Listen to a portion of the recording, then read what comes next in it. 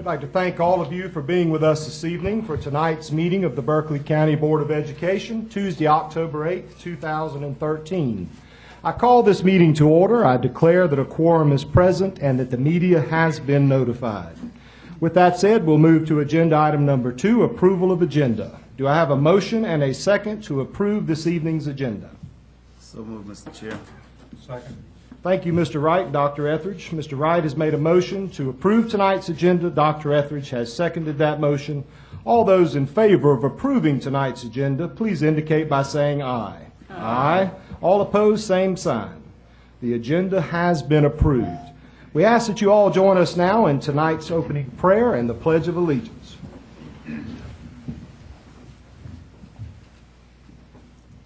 Our Father, who art in heaven, hallowed be thy name. Thy kingdom come, thy will be done, on earth as it is in heaven. Give us this day our daily bread, and forgive us our trespasses, as we forgive those who trespass against us. And lead us not into temptation, but deliver us from evil. For thine is the kingdom, the power, and the glory, forever and ever. Amen. I pledge allegiance to the flag of the United States of America, and to the republic for which it stands, one nation, under God, indivisible, with liberty and justice for all. Thank you. Moving on to agenda item number 4, do I have a motion and a second to approve the minutes of the regular meeting of September 24th, 2013? Mr. Chair, I move that we approve the minutes of the regular meeting of September 24th, 2013. I'll second. Thank you. Dr. Etheridge has made a motion to approve the minutes. Ms. Lee has seconded that motion. All those in favor of approving the minutes from the regular meeting of September 24th, please indicate by saying aye. Aye. All opposed, same sign. The minutes from the regular meeting of September 24th have been approved. At this time, we'll move to agenda item number 5, special recognition, where we get to recognize our assistant principals of the year and our principals of the year. Ms. Kovach, the podium is yours. Thank you, Chairman Murray, members of the board, and Dr. Thompson. What an exciting evening we have tonight. We are so blessed in Berkeley County to have amazing administrators, just the highest quality people you can ever meet, who work with our children on a daily basis to provide them with instruction, care for their social and emotional well-being, as well as all the other needs that they have when they join us on a daily basis. We have 6 really talented people to share with you this evening.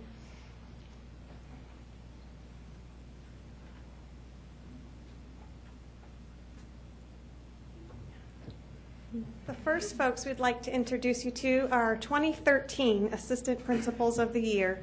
Hopefully you have at your space a handy little program that outlines all of the wonderful information of these folks' accomplishments. We're going to try something a little different tonight. Rather than me read this to you, you're all very capable of reading, I thought we'd have each of them come up and just say a few words about what it means to them to be in the classroom, in their building, and working with students on a daily basis. So our first Assistant Principal of the Year is our elementary Assistant Principal, Mr. James Caraway from St. Stephen Elementary.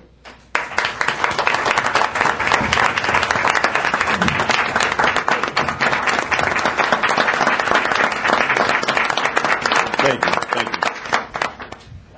Now, usually I don't have any problems with time. She said about 2 to 3 minutes.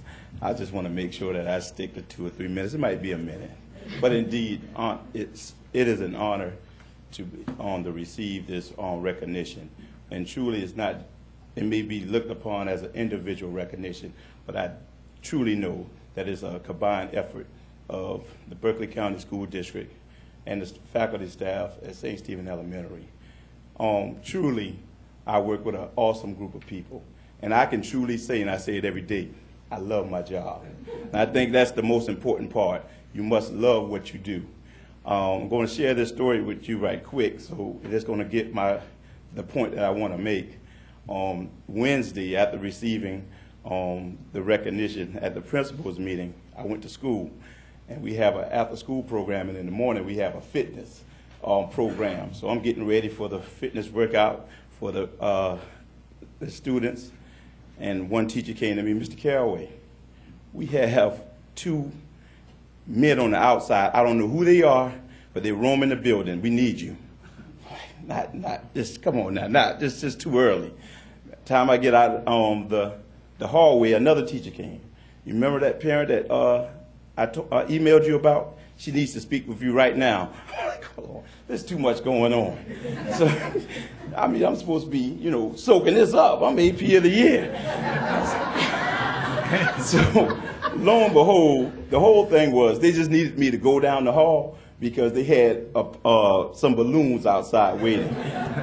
But as I walked down the hall that day, and we have K4 through 5th grade, the students, some students, congratulations. Other students, happy birthday. They didn't know, they just knew that it was balloons. But truly, it just reminded me, you know, when those little ones say happy birthday, why we really do it. And it keeps reminding me why I do it. And I want us all to remember that we are life changers. And it's up to us to decide what type of life changer are we going to be. Are we going to change someone's life in a positive way or a negative way? But the choice is ours. And let's all be positive life changers. Thank you.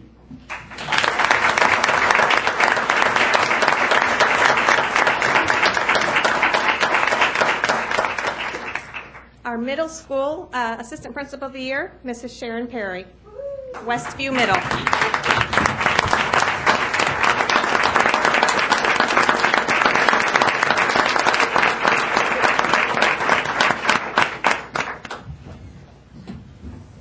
Like my buddy James, I'm never at a loss for words, am I? Those of you that know me. I tell you, I look around the room and I'm humbled. I never thought 24 years ago when I was working with Kathy and Ingrid and later on Heather that we would all end up, you know, still here, still together in Berkeley County. But this has been a humbling week. When it was announced last week, I've had so many students and administrators and teachers congratulate me, lots of hugs and pats on the back, and it reminds me that you know, I'm a very blessed person. I don't consider myself to be an extraordinary person.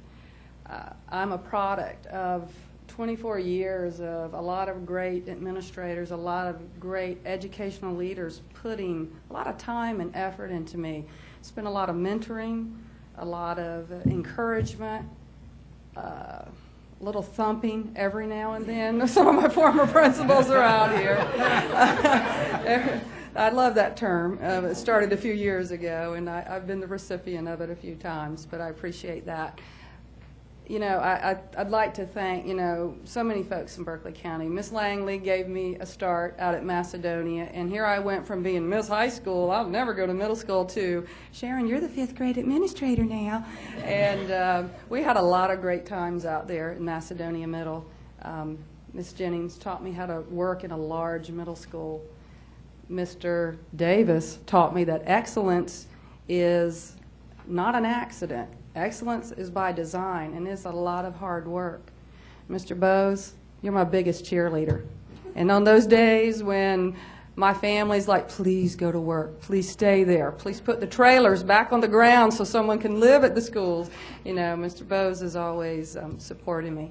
Thank you. My husband and my son are here tonight, and I appreciate them. They have taught me a lot about being a good educational leader. We're very blessed here in Berkeley County. Mr. Sanders used to say we are a team, we are a family, and that is so true. And I look up here, Mr. Franchini, Karen, Glenda. Glenda's my old Stratford buddy too, I forgot. Brantley, Mr. Davis, Kim's out there I think somewhere, Kelly. All these folks I can call. There's no one in Berkeley County, no principal, no assistant, no teacher, no one that I can call. They're there. They're always answer me. They're always there to help me. I have had so much support over the years. So many people encouraging me. It's just incredible. What we have here is very special. I know you guys, Kathy, you taught in it, but for you on the board and those of you that are visitors tonight, we really are a family. We really are a team here in Berkeley County. And I've been very blessed because every single principal that I've worked under has taught me that our decisions are made based on what's best for the children. Never have we made any important decision based on what's best for us adults. And I tell you, we're just blessed. And I go to bed every night going, wow, I have support. And I hope that I can continue to share that support with other administrators, students, teachers in Berkeley County, because what we have is so, so very special. And again, I'm not the extraordinary one in this group. It's you guys, and it's what you do for folks like me every day. And I really appreciate y'all. Thank you so much.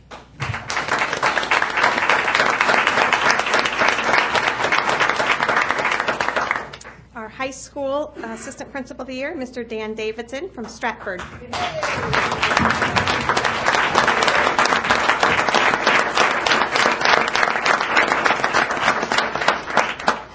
I don't know why you had me behind these two. These are speakers. I'm a talker sometimes. Okay?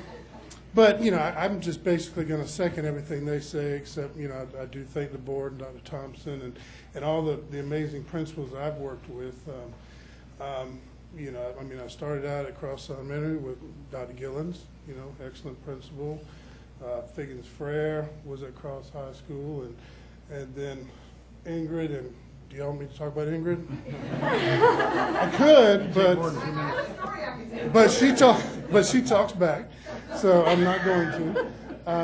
And you know, Adrian Bush, and now with Heather Taylor, and everybody that I deal with, I learn something from them all the time, and I second the idea that with our district office and things like that, all you got to do is make a phone call and you get advice you need or whatever, you know.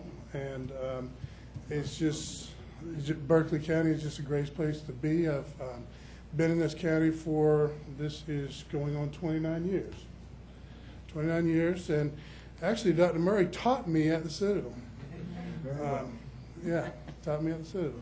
So I do, I'm very proud of this honor, and I appreciate this honor, and I just know that we work in a very special county with special students, and everybody in this room, I think, tries to do what's in the best interest of students.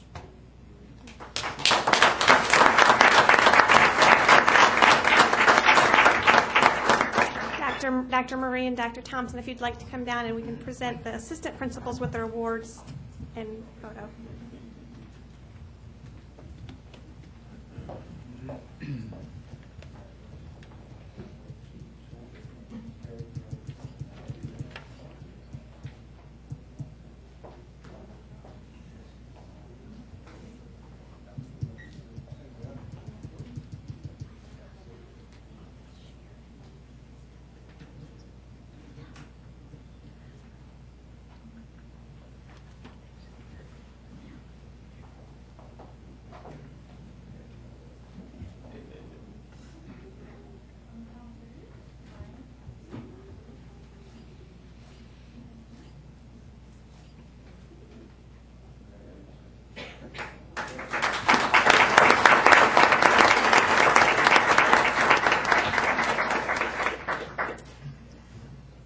Our principals of the year, we have equal amounts of talent and spunk and do just an amazing job. Our elementary principal of the year, Mrs. Amanda Prince from College Park Elementary.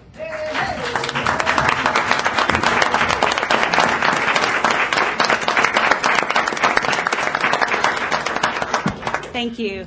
I'm kind of like Dan, I'm a talker, but I had to at least write some of my points down because I'm kind of all over the place at times. So I just want to say I'm truly honored and humbled to be awarded Elementary Principal of the Year for Berkeley County School District. I'm a proud product of the Berkeley County School District. I attended actually College Park Elementary, College Park Middle, and Stratford High School. So I'm very excited to be here representing Berkeley County tonight. There are three things I've learned about being a principal. First of all, let me back up for a second. First of all, if you had told me 22 years ago I'd be standing here today, I told you you're crazy. But the three things I know about being a principal is, number one, you learn something new every day. That's a given. Number two, no 2 days are the same, thank goodness. Because even if on your worst day or your best day can always be topped, I can assure you of that. And 3, and most important, it's all about our experiences, our relationships that we build with people. And I'm a firm believer in that, and that's what makes us who we are. My personal, my professional relationships are what make the leader that I am and the person that I am and I strive to be. I have many people that I want to thank, and I always think about all the people that have impacted my life. I've never had a chance to thank them. I want to do that right now. I want to thank my parents who have showered me with more love and more support than I could ever imagine. My husband, who's with me tonight, who's believed in me, supported me, who attended Stratford High School with me at the age of 14 and 15 for a very long time. My children, Jordan and Hayden, they're at the B team's practice tonight in a volleyball game for Stratford, so they're doing their thing. Who at times who have endured late evenings at school, long weekends, and maybe not always the coolest thing to have your mom be assistant principal or principal, and Ingrid can vouch for that. Mr. John Halfacre, he gave my very first teaching job in Dorchester too, but I came back to Berkeley County.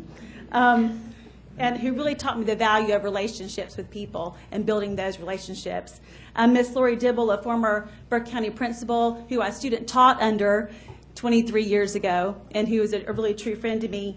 To Christy Mitchum at Devon Forest, who hired me as assistant principal and really treated me more like a co-principal than she did an assistant principal, and I'm always thankful for that. To Miss Dukes, principal at College Park Middle, a mentor, a best friend, lots of laughter, a few tears here and there. We compare a lot of stories. If I don't talk to her once a day, something's wrong in my day. To Miss Sissy Day, who's going to be recognized in just a few minutes right after me, who I know I can always count on. To the faculty, the parents, and the staff at College Park Elementary and the students for their camaraderie, for being open to change, and for sharing the vision that I had for College Park Elementary. To Berkeley County School District for giving the opportunity to be a principal in the county. Thank you so much. And finally, to all the children that I've worked with over the years, that I've got to know and learn about, meet their parents, their families. As an educator, we hope the one thing we do is to impact in a positive way, and I just want them to know how much they've impacted my life. So again, thank you for this honor. I'm truly, truly blessed to be in Berkeley County and truly blessed to be a principal. Thank you.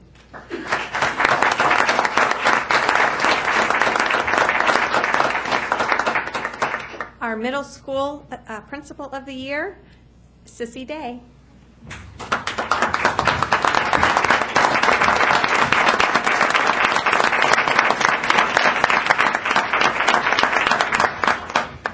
Amy, thank you for saying Sissy, because I feel like I'm in trouble when you call me Margaret. You know, that's when I was, I went to a Catholic school when I was young, and the nuns would call me Margaret, and it just kind of scared me. I am truly humbled by this honor, and I thank all the members of the board and Dr. Thompson and Dr. Murray. You know, when you work among great people, you want to achieve that level of success. My day would not be complete like with Amanda without talking to Ingrid on a regular basis, and Ingrid has been a remarkable friend, a mentor, and just the best person that I could ever have been associated with, and I've learned so very much from her. When I spoke with my staff, who threw a little surprise, like James Carraway's staff did on Wednesday afternoon, the only thing that I could say to them was that I am very humbled, and I feel so very blessed to work with such phenomenal people. The teachers that are at our school, they work so very hard, and it's through their work that I feel successful. Because we know that as administrators, we can't do it alone. It takes all of the people around us. And we've been very fortunate to hire some wonderful, wonderful teachers who are very committed to making sure that our children have everything that they need to be successful in school. When teachers, when we have to push teachers out the door, we know that they're working real hard to make sure that our children can be successful. We don't always get the recognition that we want, and teachers work real hard and they may not get the recognition that they deserve, but we know deep down that they're doing what is the best thing for our kids. So I appreciate this honor. I thank you for it. And I should have prepared something more, but that's all I have. Thank you so much.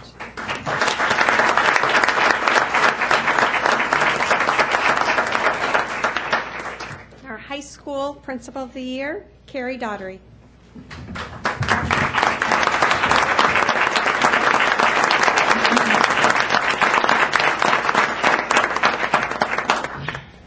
Thank you. I too am very honored.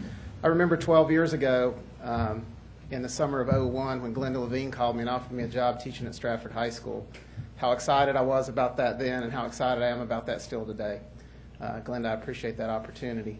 You know, I've been very blessed. 12 years ago when I started with the county, it didn't take me very long to realize that I was part of something very special. And everyone here has alluded to it tonight. This is a very special and a very unique team, and I'm very proud to be a part of it.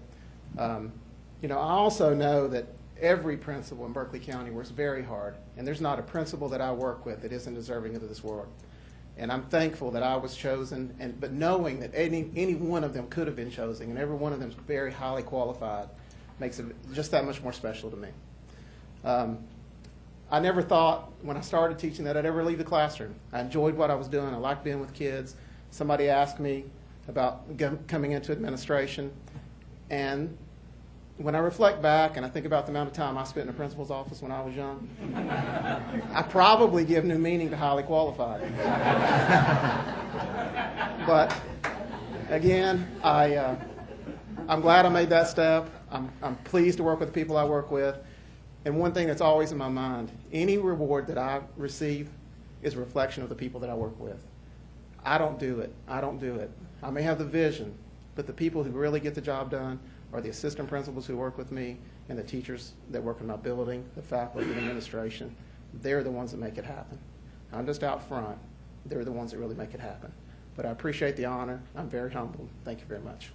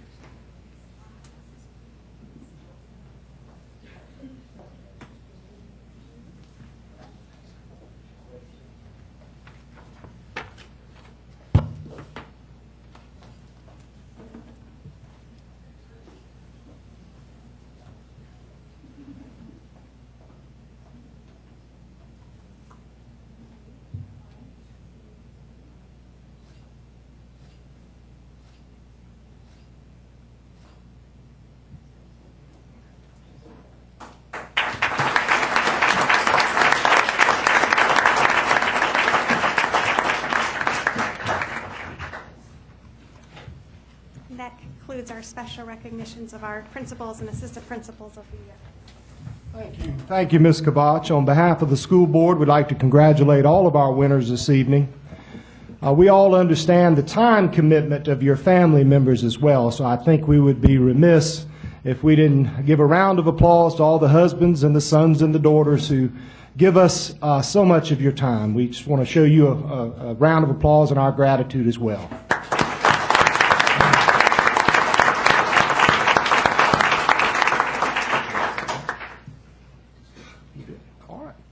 The superintendent has indicated now is a good time to allow all of our special guests to exit before we get down to doing our business. I would certainly hope all of our principals are being provided dinner this evening by their families. Once again, congratulations.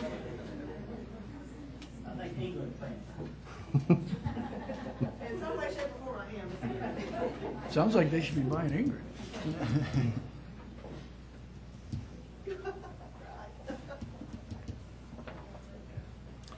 It's a fine group of principals, Dr. Thompson. Job well done.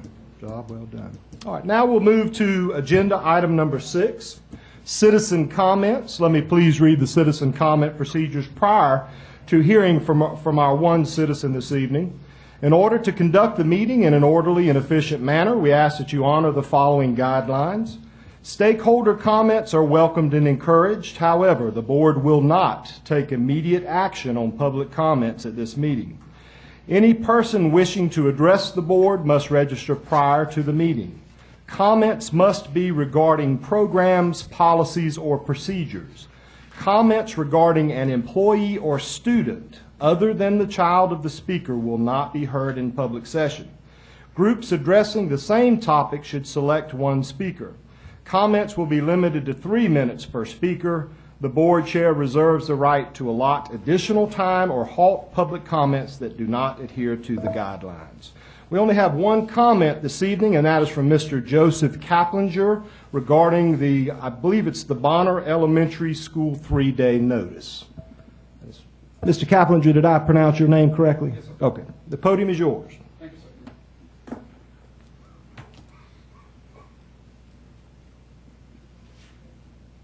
I would like to thank the board for this time to speak. I do appreciate it. Yes, sir. This is my son. My son is now in first grade. Kindergarten all last year, me and my wife have checked in periodically. Both of us are working parents.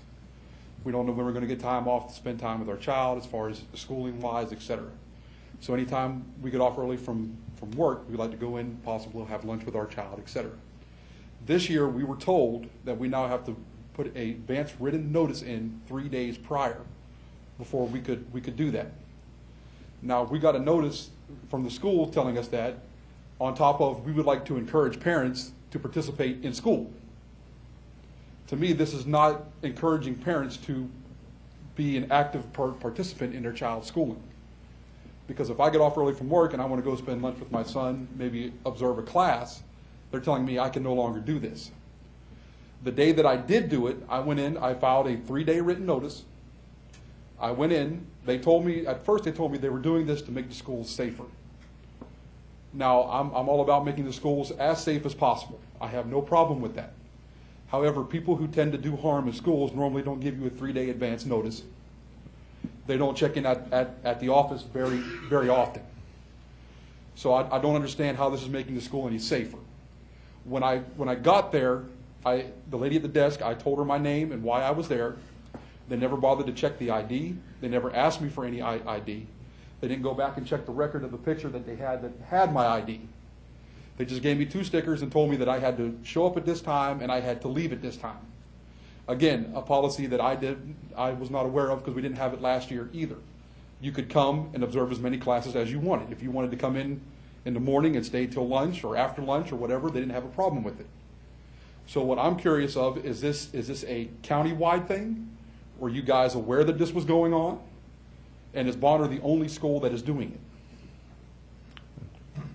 Because to me, it's discouraging parents from going in and being a participant in their child's schooling. Mr. Kaplinger, we will look into your concern and we will get back to you, but I'd like to ask you a couple of questions Sure. for clarity to help us start with this process, if you don't mind. Yes, sir. By all means. On that notice, 3-day notice, is that to visit the classroom? Do you also have to have a 3-day notice to eat lunch with your child? Yes, sir. You had to file 2 of them. And you had to send one in for lunch, and then you had to send one in to observe the class. So you haven't been allowed to visit the school without the 3-day notice? That is correct. For lunch or class? Anything. If I get off early from work and I want to go spend lunch with my son, they're telling me I cannot do it because I haven't filed a 3-day advance notice. Right. I'll meet with the elementary supervisor and the principal, and we'll see what we can do to work through your concerns. I would appreciate that. Thank you. Thank you, Mr. Kaplinger, and you will receive a response of the information you've provided. Thank you, sir, for being with us. That concludes tonight's citizen comments. We'll now move to agenda item number 7, administration and facilities. Mr. Franchini, the podium is yours. Good evening, Mr. Chairman, Dr. Thompson, members of the board. This evening I want to share with you the selection of contractors for the following bond referendum projects: the new high school for the Cainhoy Daniel Island area, the Cross High School Auditorium, Media Center, and Locker Room renovation, as well as the Marrington Middle School of the Arts multipurpose room addition and renovation to the current multipurpose room, and the new school in the Fox Bank Plantation. The selection committee consisted of board members Mr. Frank Wright, Dr. Sheldon Etheridge, and Mr. Doug Cooper. Also participating in the committee were Mr. Dion Jackson, principal of Cane Bay Middle School, Mr. Jim Spencer, principal of Marrington Middle School of the Arts, Dr. Kim McLaren, director of secondary schools, Ms. Connie Myers, capital projects, Mr. James Thomas, facilities, and myself.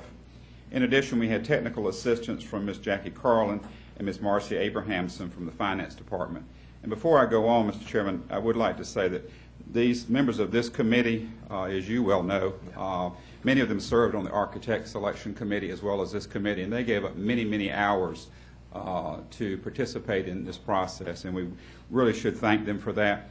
In fact, I was joking with Mr. Cooper earlier, I'm not sure what I'm going to do on Thursday nights without seeing some of these folks, but they really, seriously, they really have given many hours to this process. For the Cainhoy Daniel Island Area High School project, we received 8 proposals. It was a very difficult decision since there are several talented firms with recent experience building high schools in South Carolina. The selection committee reviewed the many proposals and created a short list of 4 firms. Interviews of the shortlisted firms were conducted, and each firm was ranked. The selection committee selected the firm of Thompson Turner Construction for the high school project. For the Cross High School and Marrington Middle School of the Arts, we received 9 proposals from a variety of firms. The selection committee once again reviewed the proposal and created a short list of 3 companies to interview. After the interviews, the committee selected Thompson Turner Construction to be the contractor for the Cross High School and the Marrington Middle School of the Arts projects. For the new school in Foxbank Plantation, we received 10 proposals. This project, you're reminded, will be completed in 2 phases and will need to be closely coordinated with the town of Moncks Corner, as they are building a fire station that will also be located adjacent to the site. 3 firms were interviewed and were ranked, and after the interviews, the firm that was selected is Contract Construction. As chair of the Architect Selection Committee, it is my pleasure to recommend the following construction firms for approval: Thompson Turner Construction Company for the new high school in the Clements Ferry Road, Cainhoy area, and for the Cross High School renovations in the Marrington Middle School of the Arts addition and renovations. And 2, Contract Construction Company for the new school in the Foxbank Plantation. Thank you, Mr. Franchini, for your recommendation. Do I have a motion and a second in regards to agenda items 7A, B, and C? Mr. Chair, I have a motion. I move that we approve the recommendation of the Contractor Selection Committee to name Thompson Turner Construction Company as the contractor for the Clements Ferry Road, Cainhoy Area High School, and the renovations to Cross High School and the addition and renovations to Marrington Middle School of the Arts, and Contract Construction Company as the contractor for the new school to be built in Foxbank Plantation. I second. Thank you. Mr. Cooper has made a motion to accept the administration's recommendation. That motion has been seconded by Ms. Schwabe. Do we have any discussion regarding agenda items 7A, B, and C? Hearing no discussion, we'll call the question. The motion that has been made and is on the floor. Mr. Chairman, I move that we approve the recommendation of the Contractor Selection Committee to name Thompson Turner Construction Company as the contractor for the Clements Ferry Road, Cainhoy Area High School and the renovations to Cross High School and the addition and renovations to Marrington Middle School of the Arts, and Contract Construction Company as the contractor for the new school to be built in Foxbank Plantation. All of those in favor of the motion, please indicate by saying aye. Aye. All opposed, same sign. The motion carries unanimously. Mr. Franchini, would you please give our sincere gratitude to the members of the committee for the hard work that they certainly gave us in preparing this recommendation. The agenda items are approved. Mr. Cooper, would you have the floor, sir? On that note, I see a lot of faces. You don't have to stand up. Just raise your hand if you were on that committee, because I personally want to thank everybody, including the board members. That was a lot of work, and these people have all-day jobs to do anyway, all of us do, but it was a lot of work, but I think we couldn't have a more fair process, and the commitment that these people had to getting it right was great, all the way from our finance people, all the way through, and we couldn't make a bad decision. Everybody that we came was a top-notch contractor. But I want to thank you so much, because I know how much time we put into this thing, and I know what you do every day for our kids, and that's above and beyond. And thank you very much from me. Well stated. Thank you, Mr. Cooper. Again, thank you from all of us, and Mr. Cooper, you stated that so eloquently. Next up on the agenda, item for information, we have 2. The first item for information is entitled Teacher Forum Instructional Fair, and that will be followed by a presentation on the Parent Summit 2014. Mr. Chairman, I invite Michael Petrie, the chair of Teacher Forum, to come up and give you some information about the Teacher Forum Instructional Fair, and then he'll be followed by Amy Kovach, who will give you an update, the board update on Parrott Summit 2014.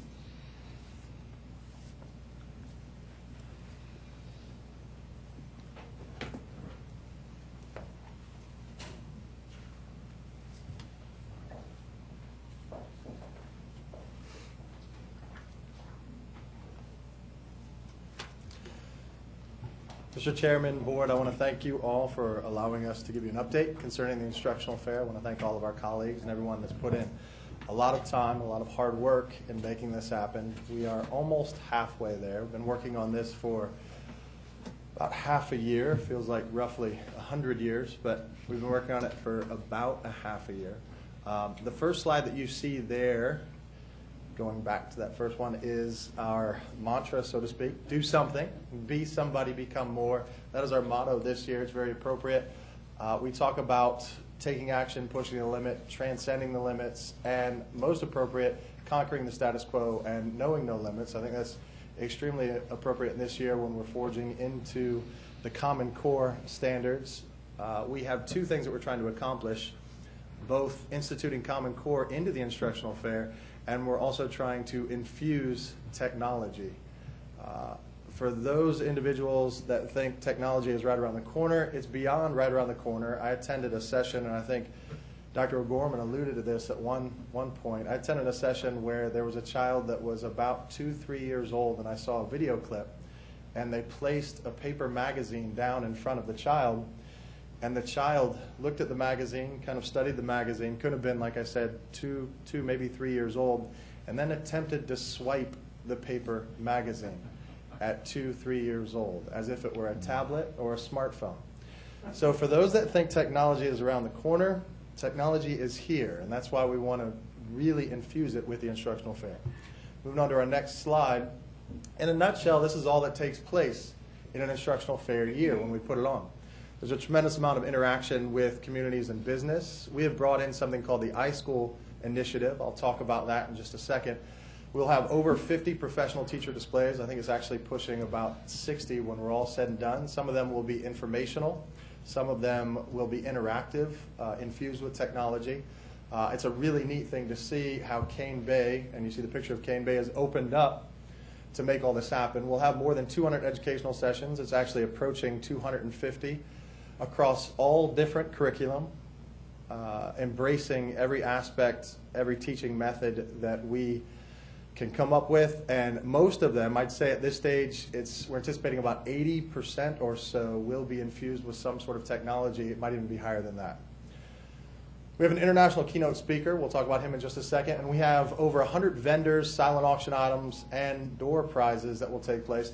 Our committee in charge of that, the chair in charge of that, has asked me to ask all of you to also donate to the silent auction, if you would like to, our board members. We've even had somebody give up their beach house for the weekend. I almost didn't put that one on the list. I almost kept that one myself. So you are welcome to do that as well. If you have a beach, you can give up your own house, whatever you want to do. We're going to move on to the next slide. This is the iSchool initiative. It is a digital learning revolution. The great thing about this is there's a lot of, when we looked at infusing technology into the instructional fair, there's a lot of different ways you can do that. What I like about the iSchool initiative is they're not coming in to tell us how to teach. They actually are college students for the most part with the help of professors, and they want to come in and show us how they learn rather than showing us how to teach. And I really like that aspect of it because as teachers, we're highly trained, we're ready to do that, but we really want to see when we infuse the technology how they already are using it. If we move on to the next slide, this is our international speaker, Mr. Arvin Ross, that will be coming in. He's an extremely motivational speaker.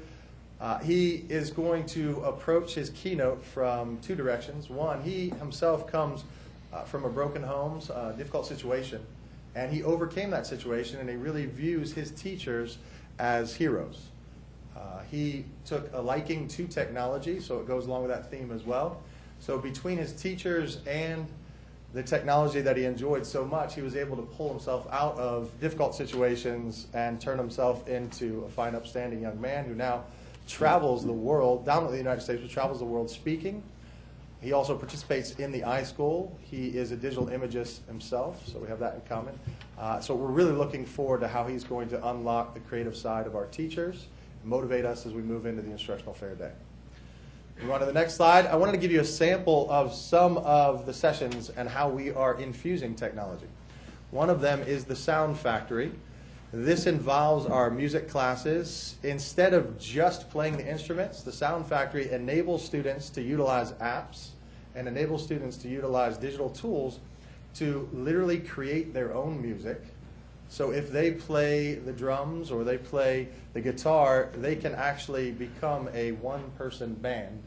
That was a lot different from when I was growing up. I was in a band. I let you hear the tape, but it's a sad story.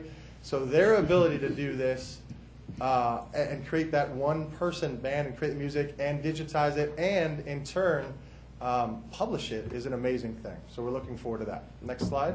Painting the skies. This is the world of arts. We've seen all kinds of artistic ability across our district. The students have done a great job and our teachers have done a great job. The digitization of the canvas is becoming overwhelmingly popular now. So these particular apps are going to help students go from painting on the traditional canvas, drawing sketches, and turn it into displays in the digital media and the digital world. And that will involve not only still pictures like you see here, but animation, even tapping into movie production. It opens a whole new world, so we're excited about that. Move on to the next one, learning in motion. A lot of people do not think that physical education and the digital world go hand in hand, but they certainly do. From tracking how you're moving forward with nutrition and your workouts to literally using technology to create those workouts. And using the screen, you can digitally run through courses, do all kinds of different exercises. So we're excited to see, again, how the iSchool brings this in and introduces technology in their learning in motion session. We go to the next one, Google Apps. This is an all-encompassing one. They have told me that whatever apps we believe that we have touched on, they're going to bring to the table a whole lot more. Many of you have heard of the Khan Academy, Google+.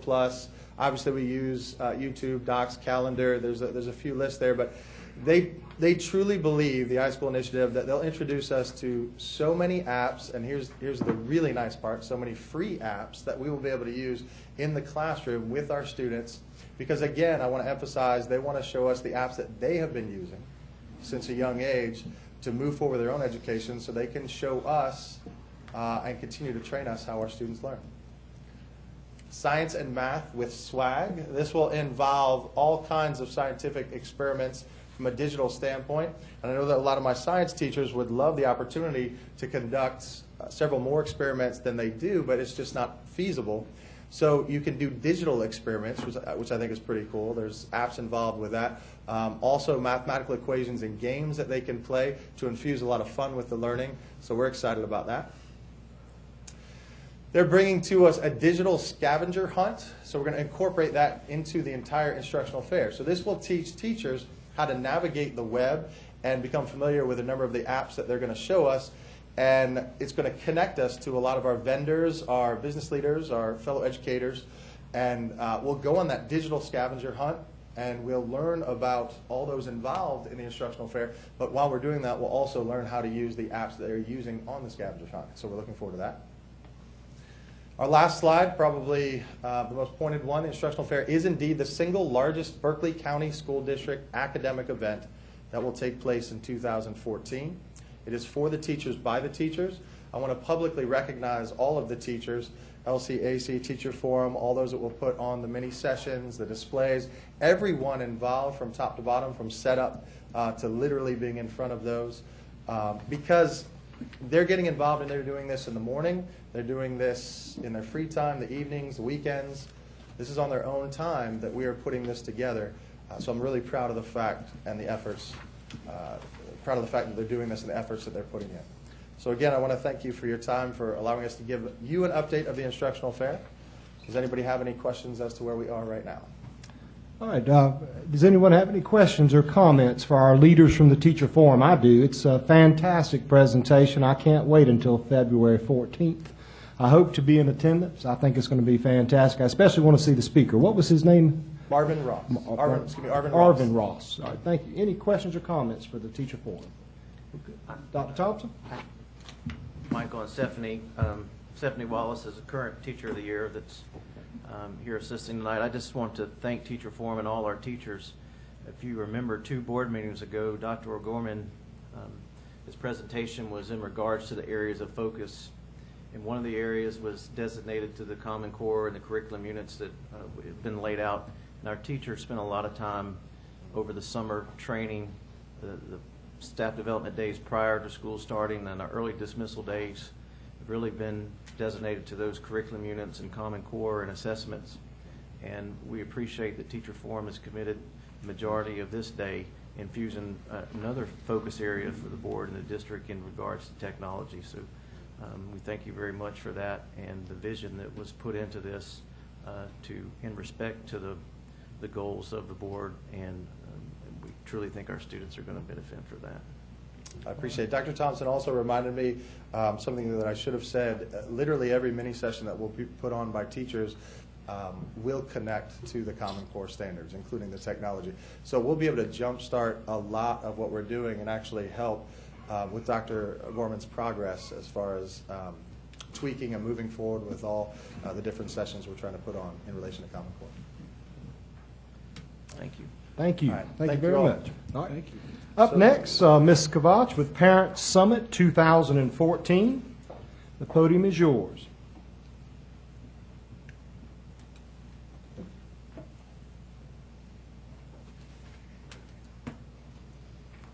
Well, good evening again. This is very exciting. Michael and I have worked very closely over the last few weeks and months with Dr. O'Gorman's leadership, as well as with a variety of other folks in the district, to figure out how we can help our parents meet in the middle with our digital technology opportunities. So while our teachers are going to be having this amazing experience at the instructional fair on Friday, February 14th, our parents are going to experience a similar type of activity on Thursday evening, February the 13th. And we have purposefully, strategically designed it to fit together so that our parents, and if you notice our logo for the Parent Summit, is going digital together. As Michael said, we've got children as young as 2 and 3 who are digital natives. They come to us in our classrooms ready to go and ready to learn on digital devices. And those of us who are parents, even younger parents, are oftentimes left behind by our own children's activities and their abilities. So we know there is a gap, we know there's an opportunity, and we know this is a perfect time to bridge our teacher learning of technology with our parent learning of technology to create a safety net for student success at home and in the classroom. So it's very purposeful that we're doing it this way. And Michael and I have spent many a drive home from work on cell phones discussing how we're going to make this work together. One of the things we want to make sure that we think about in Parent Summit and our Going Digital Together theme is to help our parents understand not only what drives their digitally native child and in their success, but to know about and to prepare their children for future jobs in the technology sector, and to be more aware of the technology and applications that are available to them for very reduced cost and almost always for free. There are tremendous community resources right here in the region that offer free technology resources to parents, and that's a major goal, is to get that information to our parents through the summit. We will be at Westview Middle School. We talked about having it at Cane Bay Middle, but with the instructional fair set up, we decided Cane Bay had enough going on, and Westview has a nice dense population that we want to try to get to as well. The fair will be open to all 62,000 plus of our parents, and I will be thrilled if 250 to 500 actually attend. Or I could turn it off.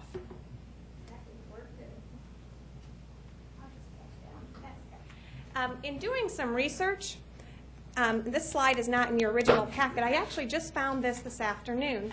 There are multiple, actually close to 25 different technology conferences that are designed for educators on the subject of technology. You've got EdTech, which is starting tomorrow in Greenville, of all places. You've got FETC, I think it's in Orlando, and ISTE is in Atlanta. And these are just 3 examples of wonderful conferences that are put together by the technology sector, if you will, specifically for educators. It teaches instructional technologists and teachers, administrators, how to infuse technology into their classrooms.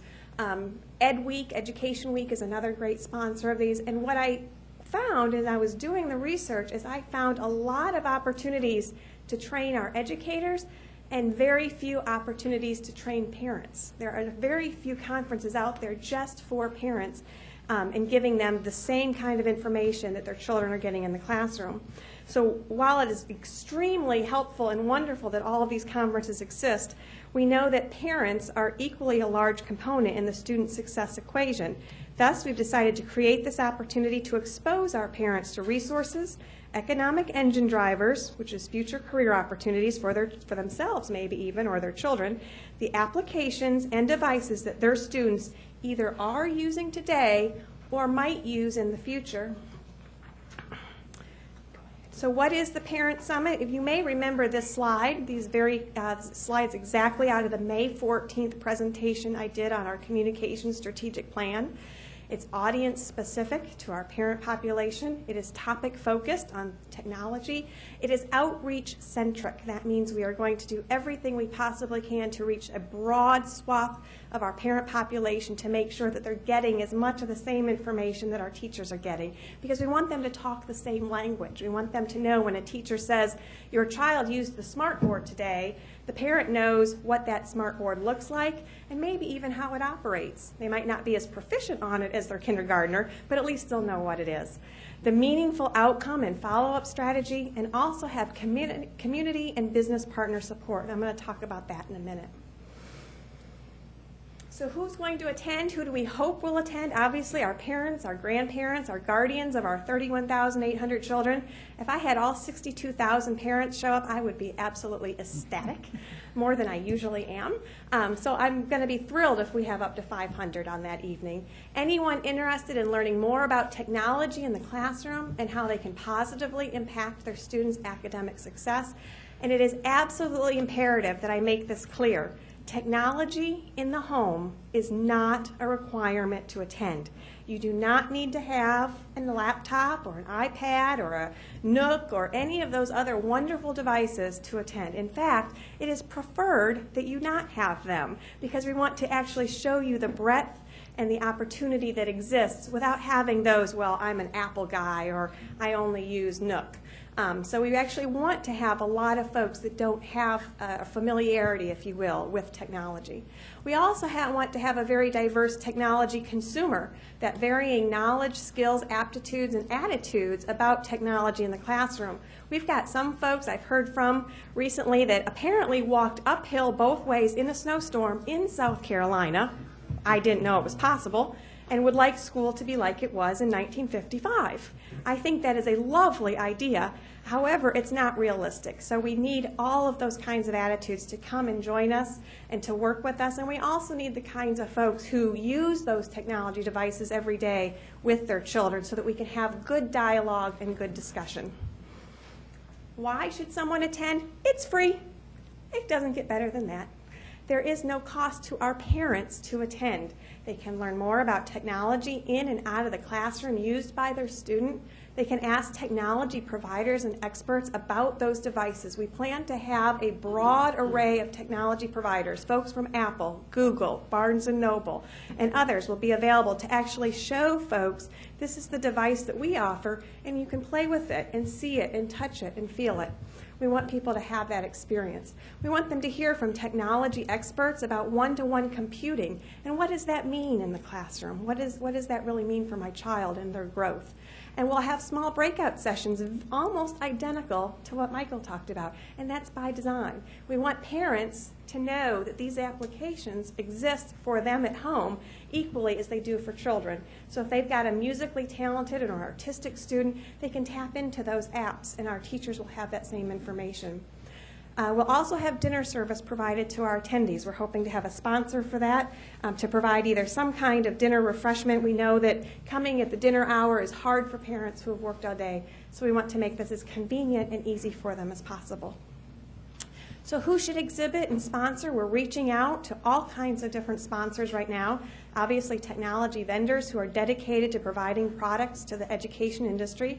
Internet and home technology solution providers, folks like Home Telephone and Comcast, offer really great free and reduced cost products into our actual county right here. Small and medium and large businesses with a stake in the future of economic development and technology job creation. Earlier today, I had the opportunity to talk with the folks from Spark Technology. They are an up-and-coming digital technology employer in the area, and they are looking for graduates that have a skill set, whether they come to them right from school, through a 2-year technical program, or through a 4-year traditional college environment. And we want those folks to come and help parents understand what it is the jobs of the future are going to look like for their children. The technology professionals seeking to expand their connectivity to other professionals. This is very big. The networking aspect is huge in the technology industry, and we don't want to miss that opportunity for our parents to network with them and for them to network with each other. Some potential exhibitors. There will be some equipment providers, although that's not the focus of this. The idea is not to have tons and tons of equipment there to look and feel, although we want some because you need to experience some of it. But we really want to stress educational services and internet and community services. So I've got this thing called Edmodo. Ed who? What is that? Why is my child using it? How do I use it? We want to answer those questions. SCETV, wonderful free resources, amazing resources for parents if they don't already know about it, as well as folks, like I mentioned, from the Charleston Digital Corridor downtown, and Low Country Parent and Trident Tech are all really great providers of technology services, usually for free to our parents. And it's just helping parents know these resources are available to them. So what will the event look like? Again, Michael and I have partnered very closely. There will be a vendor expo starting at 4:30 where people can come in, mill around, and meet the different vendors in the gymnasium of the Westview Middle School. Dinner service will be available, pizza or something similar to it.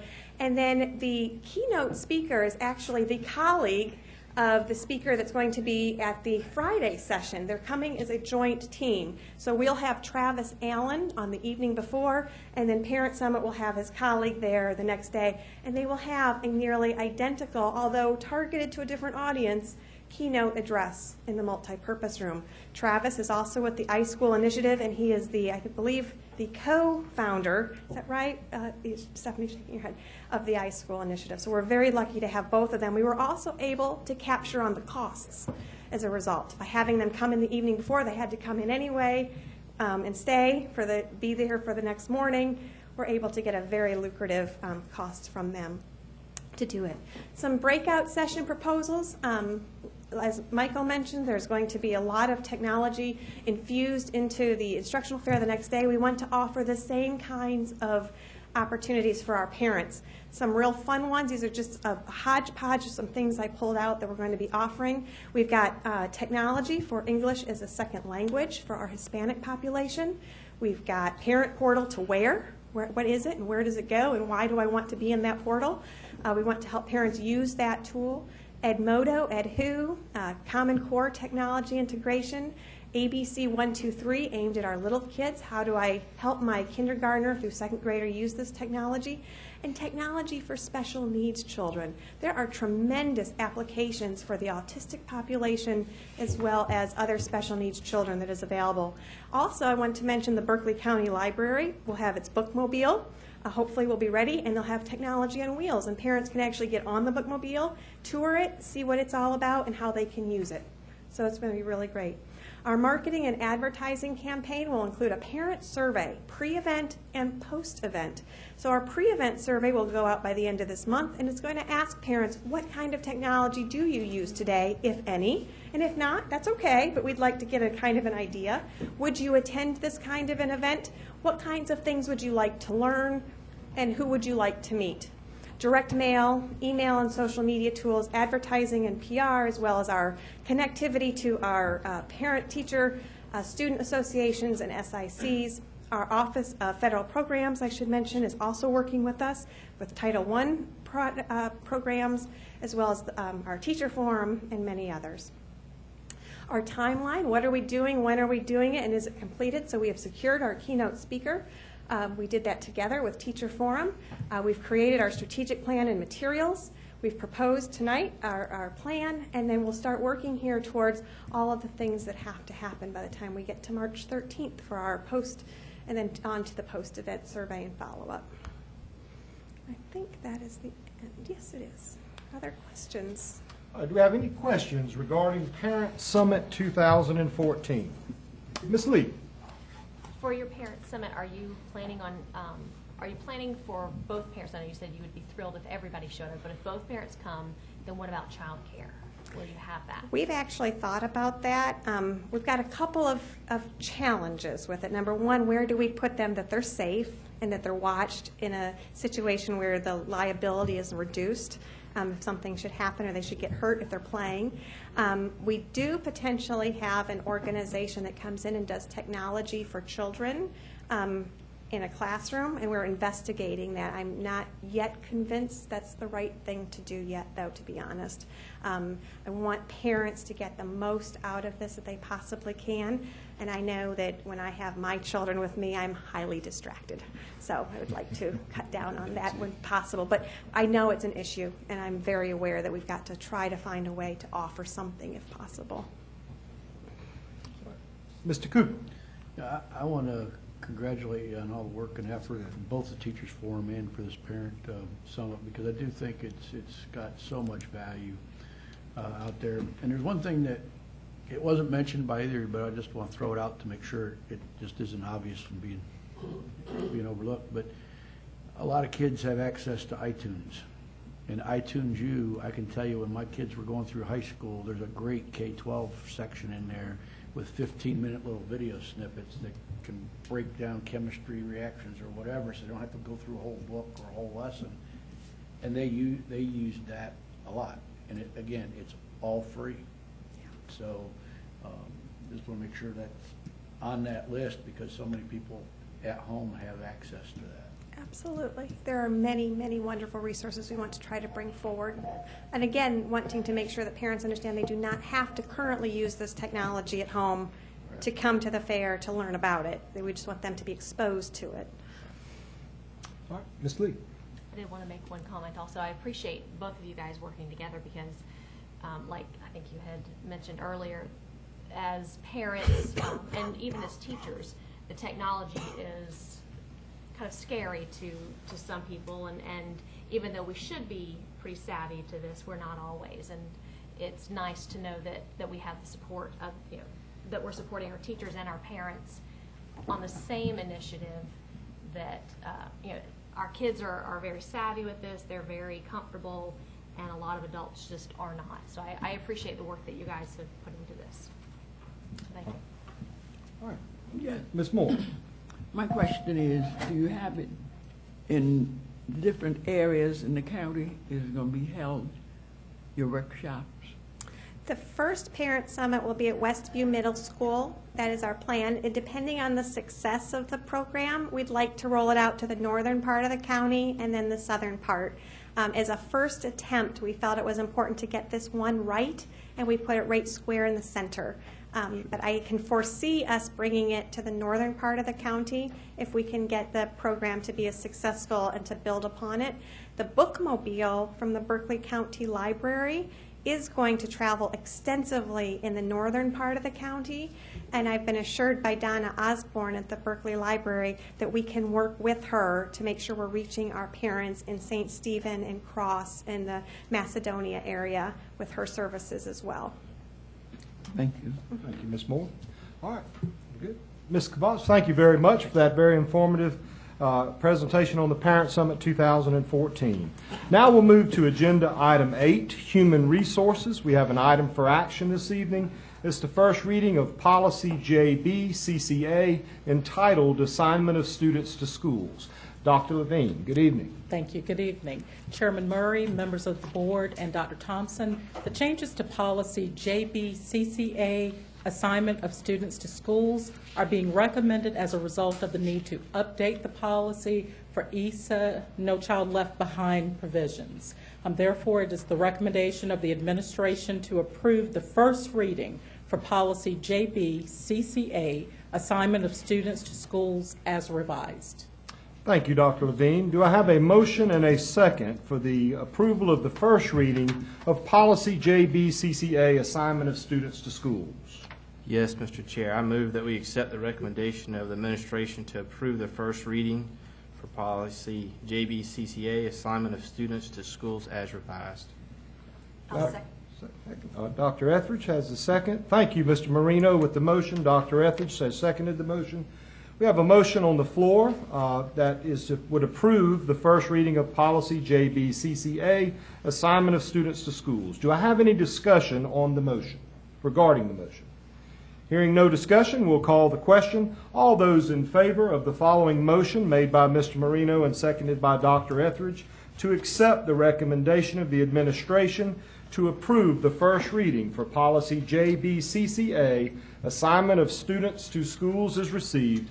All those in favor, please indicate by saying aye. Aye. All opposed, same sign.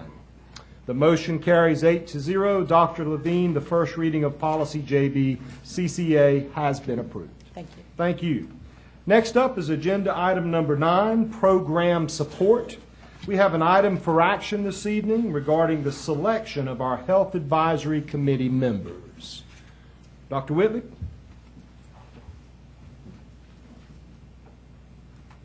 Good evening, Chairman Murray, Superintendent Thompson, and board members. The Comprehensive Health Education Act was enacted in 1988 to ensure that South Carolina students receive an age-appropriate, comprehensive education program developed with community control and compliance with the provisions of the law. To assist in the selection of the components and the curriculum materials, each local school board shall appoint a 13-member local advisory committee consisting of 2 parents, 3 clergy, 2 healthcare professionals, 2 teachers, 2 students, 1 being the president of the student body of a high school, and 2 other persons not employed by the local school district. The attached committee listing includes the 11 individuals who have previously served on the Health Advisory Committee and agreed to continue, and there are 2 new students that have agreed to serve. We have a student from Berkeley High School and a student from Cross High School. The administration recommends approval of this advisory committee membership. Thank you. Do I have a motion and a second on agenda item number 9, specifically the recommendation by the administration for the approval of the selection of Health Advisory Committee members? Yes, sir, Mr. Chair. I make a motion to approve the membership of the 2013-14 Health Advisory Committee as recommended by the administration. Second. Thank you. Ms. Lee has made a motion to approve the administration's recommendation. Mr. Cooper has seconded that motion. Do we have any discussion regarding the motion? I have a question. Ms. Moore? Are these people going to be involved in coming to the board meeting, or we just list them here? I'd like to defer to Dr. Whitley on that. This committee meets usually about twice a year whenever it's necessary, and they approve the curriculum that we'll be teaching concerning the sex education for our students. And they make sure that it's age appropriate for the age group and that it meets all of the requirements of the law. So they meet separately from this group. Yeah. Will they come when you invite them? Yes, ma'am. Thank you. All right. We need to call the question. Hearing no further discussion. All those in favor of the motion made by Mrs. Lee, seconded by Mr. Cooper, to approve the membership of the 2013-2014 Health Advisory Committee as recommended by the administration, please indicate by saying aye. Aye. All opposed, same sign. Dr. Whitley, the motion carries. Please extend our gratitude to all members of the committee for serving. Thank you. Thank you. Thank you. Up next is agenda item number 10, Superintendent's Report. Dr. Thompson. Well, good evening, members of the board, Chairman Murray, and our stakeholders in the audience. First of all, I'd like to update our board and citizens on the process for school and site selection for the middle school in the Cainhoy-Daniel Island area. For the most part, the committee is in place and will meet for the first time on Wednesday. That is tomorrow night at Cainhoy School at 6:30. All of the information to date has been posted on our website. Tomorrow we will discuss and get input from the committee on the process, make adjustments to the timeline, get more information on magnet options, and divide into subcommittees. Information from the meeting and minutes will be posted on our website after the meeting. This Friday, October the 11th, is the last day for 7th graders to have proof of the Tdap immunization on file as required by DHEC. Under the new requirement, any Tdap vaccine given on or after the 7th birthday will be accepted. Tdap protects preteens and adults from diseases such as tetanus and whooping cough. If you have not done so, please make sure your 7th grader is in compliance by October the 11th, and if you have a 6th grader, start making preparations to get this vaccine by next year. Just a note, we do have some concerns on the government shutdown and how they could impact our federal programs. At this time, we do not anticipate any immediate issues, but we will monitor the situation very closely. It is our understanding that any grant that was issued prior to the shutdown is safe for the moment.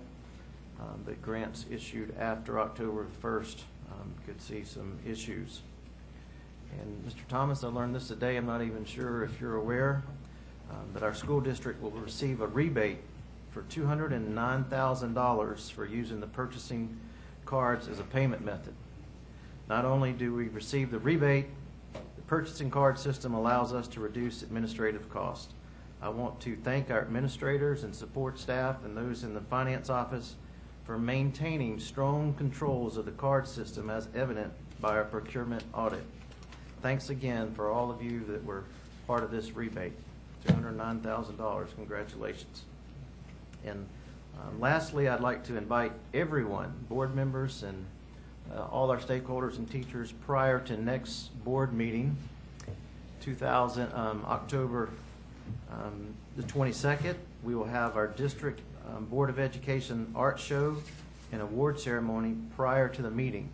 That will be at 5:30, and please note that will be at Berkeley Middle School at 5:30 prior to our board meeting October the 22nd. I hope all of you will join us. Thank you. Thank you. Now it is time to move into executive session for the purposes of hearing student attendance appeals, personnel considerations, contractual matters, and legal advice. Do I have a motion and a second to move into executive session? So moved, Mr. Chair. Second. Thank you. Dr. Etheridge has made the motion, and Ms. Moore has seconded that motion to move into executive session. All those in favor, please indicate by saying aye. Aye. We now stand in executive session.